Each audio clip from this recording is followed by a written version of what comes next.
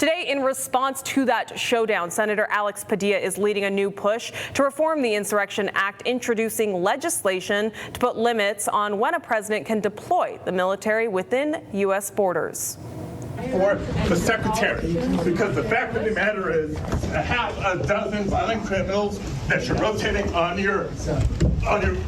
I also want to talk about following U.S. Senator Alex Padilla's forcible removal from a federal press briefing, Padilla and several other Democratic senators are looking to challenge the power of the executive branch. Even as the National Guardsman and the FBI agent who served as my escorts and brought me into that press briefing room stood by, knowing full well who I was.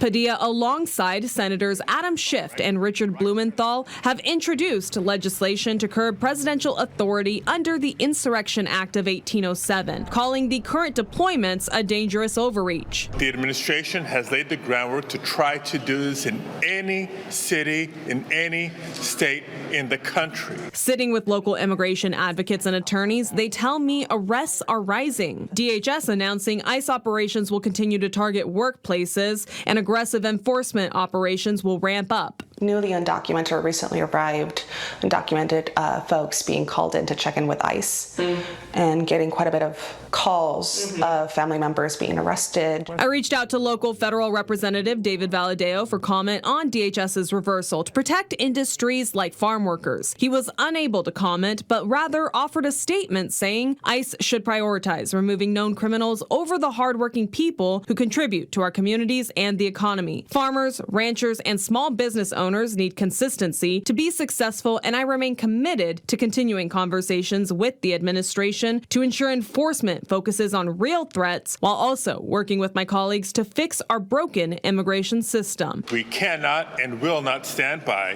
while this administration attempts to militarize our cities. Meanwhile, Congressman Vince Fong defending the president's actions, blaming Governor Gavin Newsom for, quote, siding with violent mobs. Again, while he was unavailable for an interview, he offered a statement on Twitter saying the president's actions were, quote, to restore law and order while local leaders refused to acknowledge the consequences of their failed policies.